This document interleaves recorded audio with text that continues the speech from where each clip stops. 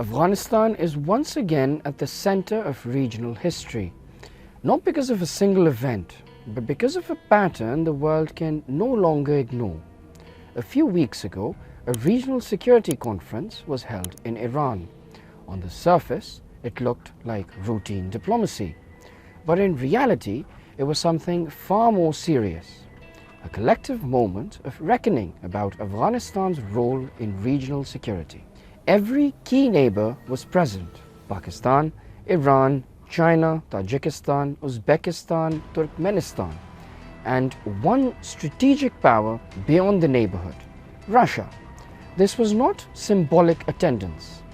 These were the countries directly absorbing the consequences of instability spilling out of Afghanistan. Iran prepared carefully. Its national security leadership traveled to Kabul and Islamabad. Formal invitations were delivered. Initially, the Afghan Taliban signaled that they would attend. Then, one day before the conference, they declined. Now, that refusal mattered because everyone already knew what the central question would be. Is Afghan territory once again becoming a launchpad for regional insecurity? Pakistan has raised this concern for years, pointing to militant leadership, training facilities, and logistics networks operating from Afghan soil. But this narrative is no longer limited to Islamabad. In early December, a drone attack in Tajikistan killed Chinese nationals. Investigations linked the planning to Afghanistan's Badakhshan region. Tajikistan faces threats from Ansar al-Mujahideen. China remains concerned about ETIM. Uzbekistan worries about the Islamic movement of Uzbekistan. Turkmenistan has its own security anxieties. Russia and Eurasian security assessments have reached the same conclusion. ISIS still exists inside Afghanistan, weakened but not eliminated. This was the backdrop against which the Taliban chose not to attend the conference. Not because the discussion was unnecessary, but because participation would have required answers, and answers were in short supply. The final declaration from the conference avoided direct confrontation, but carried a clear message. The rising threat from Afghan soil must be addressed collectively. Days later, an Iranian delegation traveled to Kabul. The message was delivered privately this time. Soon after, Afghanistan's foreign minister publicly urged regional countries not to view Afghanistan as a problem, but as a partner, a country at peace moving toward development. But the world no longer runs on assurances. It runs on evidence.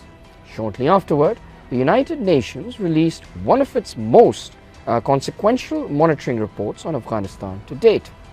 For the first time, it officially acknowledged that between 20 and 23 terrorist networks are active on Afghan soil. The report named them TTP, Ansar al-Mujahideen, Jaish al-Adl, ETIM, Al-Qaeda, ISIS. And then came the most devastating sentence in the entire document. The Taliban's claims, the report concluded, are not credible. Taliban's statements denying this reality are false. This is where the issue stops being regional and becomes global. In the United States and Europe, Afghan identity is already viewed through a lens of suspicion. If a major attack were to occur anywhere in the West, Afghanistan would immediately come under scrutiny, regardless of responsibility. And that is why this moment represents both a warning and an opportunity. Inside Afghanistan, cracks are beginning to show. Senior Taliban leader Sirajuddin Haqqani recently criticized his own government's policies, condemning coercion, intimidation, public humiliation, and the absence of consultation with the people. A senior minister insisted that a state can have only one authority.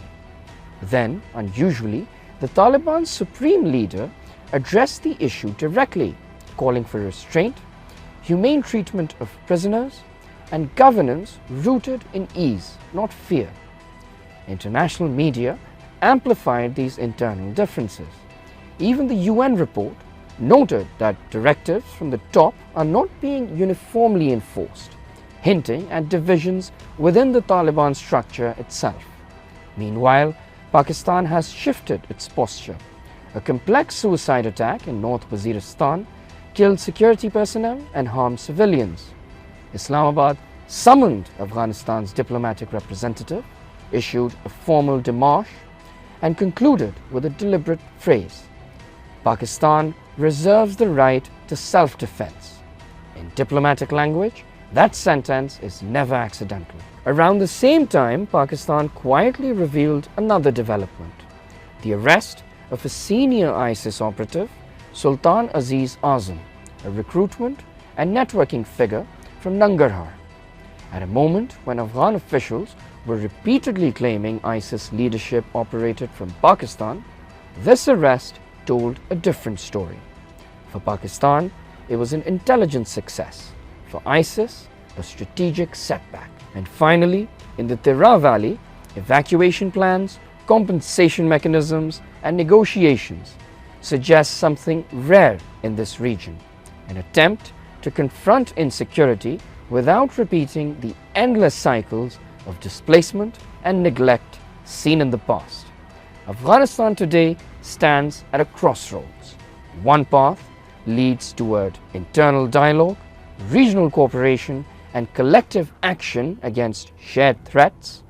The other leads toward isolation, distrust, and a growing international consensus that Afghanistan is once again a source of instability. This is no longer Afghanistan's challenge alone. It is a regional test and a global one. Stay tuned for more here on PolicyWire.